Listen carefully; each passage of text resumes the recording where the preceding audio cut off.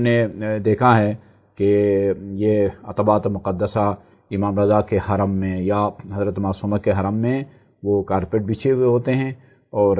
وہاں اگر اس قسم کا کوئی واقعہ پیش آتا ہے، کوئی بچہ پیشاب کر دے یا خون نکل آتا ہے کسی کے جسم سے، تو وہ فوراً نجس ہو جاتا ہے۔ تو پھر یہ فوراً وہ خدام جو وہاں کے مامور بیٹھے ہوتے ہیں ان کو اطلاع دی جاتی ہے، اور وہ فوراً وہاں وہ پوائنٹ بنے ہوئے ہوتے ہیں، وہ جاری پانی وہاں وہ کر دیتے ہیں، اور پھر اس کو وہ پاک کرتے ہیں اس کو۔ وہاں یہ طریقہ ہوتا ہے، ان کو بہت بڑے بڑے فوم رکھے ہوئے ہوتے ہیں، پانی جو وہاں پھیل جاتا ہے وہ فوم کے ذریعے نکالتے جو ہے وہ اس کے اندر جذب ہو جاتا ہے، تو یہ گویا غسالہ یا دھون اس سے جدا ہو جاتا ہے۔ یعنی نکلنا چاہیے، پانی جدا کرنا ہے، اس کے طریقے مختلف ہو طریقے سکتے ہیں، وائی فائی استعمال کر سکتے ہیں، فوم استعمال کر سکتے ہیں، کپڑا اگر چھوٹا ہے تو آپ اس کو نچوڑ سکتے ہیں، اس کو پاؤں سے دبا سکتے ہیں، پریشر کے ذریعے کوئی بھی آپ طریقہ استعمال کریں، نکل جانا چاہیے۔ اچھا، کارپیٹ سے ذہن میں آ گیا کہ فرش کارپیٹ نہیں ہے، فرش ہے، چپس ہے یا ٹائلیں ہیں، وہ چونکہ اس میں نچوڑنے والی بات تو ہے نہیں، لہذا اس کو اگر ایک مرتبہ پانی اس پر اوپر ڈال دیں گے تو وہ آپ کا وہ پاک ہو جائے گا۔ وہ تقریباً آپ کے ہاتھ کی طرح ہے، وہ ایک پانی کے ایک دفعہ ڈال دینے سے۔ لیکن اگر وہ فرش یا زمین ایسی ہے کہ اس میں پانی جذب ہو جاتا ہے، مثلا ایسی زمین ہے کہ جس کی سطح ریت پر یا بجری پر مشتمل ہے، اس کو بھی پاک کر سکتے ہیں۔ اس میں یہ ہے کہ یعنی اوپر قلیل پانی سے پاک کر سکتے ہیں، اس کو پاک کر سکتے ہیں، جی بشرطیکہ کہ وہاں تک پانی پہنچ جائے جہاں تک نجاست سرایت کر گئی تھی۔ اچھا، بدن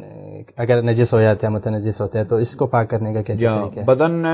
بدن میں بھی یہی ہے کہ بدن اگر نجس ہو جائے، چونکہ بدن کے اندر کپڑے کی طرح نجاست اس کے اندر تک تو سرایت نہیں کرتی، بار تک رہتی ہے، ہاں، تو بس وہ اس کو اگر آپ ایک مرتبہ اس کو پانی ڈال دیں گے تو آپ کا ہاتھ جو ہے، بدن جسم کا کوئی بھی حصہ ہو، ہاتھ ہو، پاؤں ہو، کوئی بھی، وہ پاک ہو جاتا ہے۔ اس میں نجاست مختلف ہو تو اس تفصیل نہیں ہے، مثلا اگر پیشاب سے نجس ہو رہا ہے تو اس کو 2 دفعہ دھو لینا چاہیے، پیشاب سے اگر نجس ہو تو اس کو 2 دفعہ دھو لینا چاہیے۔ اچھا قبلہ، یہ سوال بھی پوچھا جاتا ہے کہ ہم نے بارش کے پانی کو محفوظ کر لیا کسی برتن میں، تو اب اس پہ بارش کے پانی کے احکام لاگو ہوں گے یا وہ قلیل پانی کے حکم میں آتا ہے؟ دیکھیے، بارش کا پانی بھی مطہرات میں سے ہے، بارش کے پانی سے بھی بعض نجس چیزیں پاک ہو جاتی ہیں، لیکن اس کا مطلب یہ نہیں ہے کہ اگر وہ بہت کم مقدار میں، جس کو ہم وہ پانی کی جو ہے نا وہ بوندا باندی جو ہے نا اس کے نتیجے میں وہ ہر بارش جو ہے وہ نجس کو پاک کرنے کے لیے کافی نہیں ہے، جس کو آپ کہتے ہیں ہلکی بارش کے نتیجے میں وہ نجس چیز پاک نہیں ہوتی، بارش ٹھیک ٹھاک ہو، موسلادھار بارش جسے کہتے ہیں، وہ بارش جب تک برس رہی ہے اس وقت تک وہ جو پانی بہہ رہا ہوتا ہے اس پر جاری پانی والے احکام لاگو ہوتے ہیں۔ بارش کا پانی جہاں اور سڑکوں کے اوپر یا چھت کے اوپر وہ بارش کا پانی برس رہا ہے، جاری پانی والے احکام لاگو ہوتے ہیں، اس میں کوئی خون پیشاب کا قطرہ گر جائے تو وہ نجس نہیں ہوگا، جب تک بارش کا پانی برس رہا ہے اس وقت تک وہ جاری پانی کے احکام رکھتا ہے۔ اچھا، جیسے ہی بارش کا پانی رک جائے اور وہ کسی جگہ کھڑا ہو جائے، وہ چاہے کسی نشیبی جگہ ہو، کسی گڑھے میں، گڑھے میں ہو، اور وہ نشیبی جگہ مجموعی طور پر وہ اس کا پانی کور کے برابر بھی نہ ہو، چند بالٹی ہو، مثلا 2-4 ٹب ہوں، تو وہ اب بارش کے رک جانے کے بعد اب وہ قلیل نہیں، یا کسی برتن میں جمع ہو گیا تھا، اب وہ بے شک بارش اتنی ہوئی تھی کہ بارش کے دوران اب وہ بارش کا پانی چھلک گیا تھا، ٹھیک ہے نا جی، لیکن اب بارش کے رک جانے کے بعد اب وہ قلیل پانی ہے، لوٹے کا پانی ہے، بالٹی کا پانی ہے، ٹب کا پانی ہے، اس پر وہ سارے احکام لاگو ہوں گے جو قلیل پانی کا ہے۔ اور قلیل پانی کے احکام ہم گزشتہ پروگرام میں بتا چکے کہ اگر اس میں ایک قطرہ بھی کسی نجاست کا گر جائے یا آپ کا نجس ہاتھ لگ جائے تو وہ نجس ہوگا، اور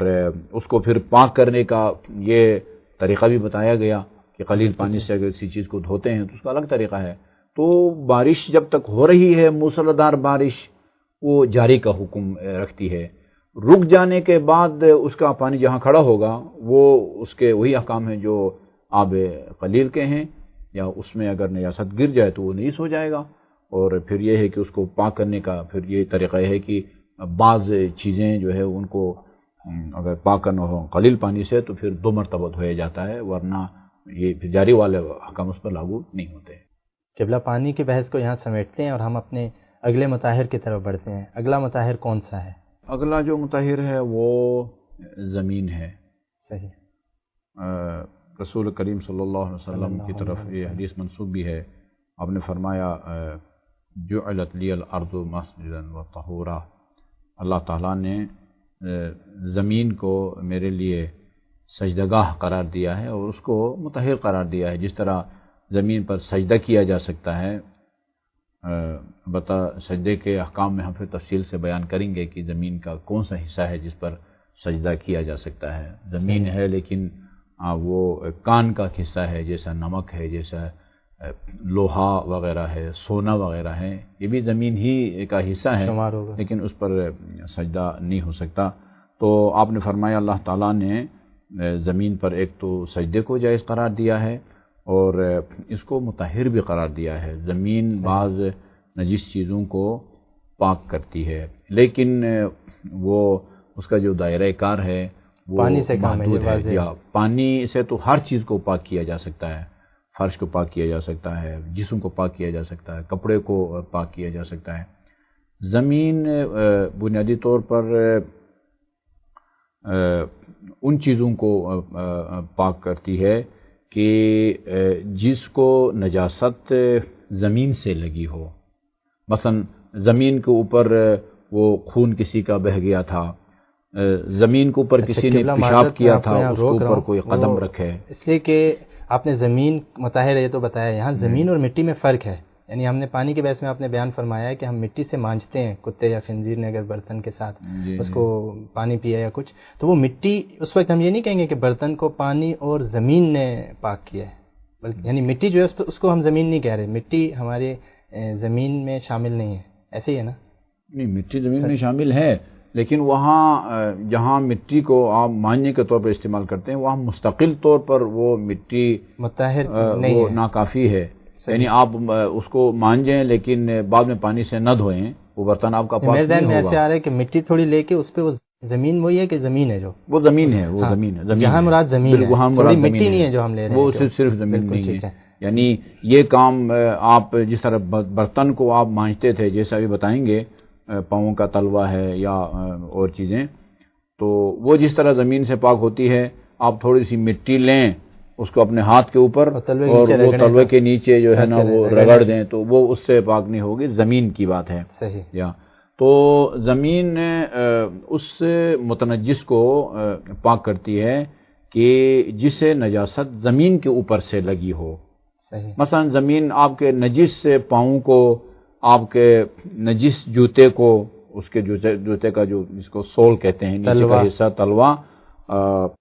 اس کو زمین پاک کرتی ہے، لیکن اس نجاست کو پاک کرے گی جو زمین کے اوپر چلنے کے نتیجے میں، زمین پر قدم رکھنے کے نتیجے میں، یا جو آپ کا عصا کا جو حصہ زمین کو لگتا ہے، یا خدا نخواستہ ایک آدمی کا مصنوعی وہ پاؤں وہ بنائے جاتے ہیں، وہ اس نے پہنا ہوا ہے، وہ زمین پر قدم رکھنے کے نتیجے میں، زمین پر چلنے کے نتیجے میں وہ نجاست اس کو لگ جائے۔ کسی کے ہاتھ کا خون، ناک کا خون، یا جانور ذبح کیا گیا تھا اس کا خون زمین پر پڑا ہوا تھا، آپ چلے غفلت میں، آپ نے اس کے اوپر پاؤں رکھا، پاؤں کا تلوا نجس ہو گیا، یا آپ کے جوتے کا وہ نیچے کا حصہ سول اس کا وہ نجس ہو گیا، اب اس کو زمین پاک کرتی ہے۔ یعنی یہ کہ آپ اس کے اوپر اتنے قدم چلیں کہ جس کے نتیجے میں وہ جو نجاست لگی تھی وہ زائل ہو جائے، یا آپ چلتے نہیں ہیں، ایک ہی جگہ بیٹھ کے اس کو زمین سے وہ رگڑتے ہیں، اس کے نتیجے میں جو نجاست آپ کے پاؤں کو یا آپ کے عصا کے اس حصے کو، تو بہرحال جو مثالیں دی گئی ہیں وہ یہی ہیں، پاؤں کا حصہ ہے، اچھا جی پاؤں کا تلوا ہے، عصا ہے، یہ چیزیں جو ہیں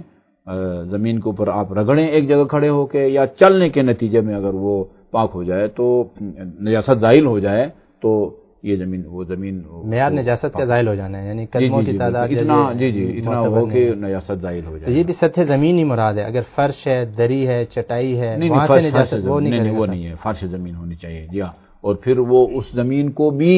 کوئی ناپاک زمین نہ ہو، وہ کوئی پاک زمین ہو جس کے اوپر آپ چلیں یا رگڑیں، اس کے نتیجے میں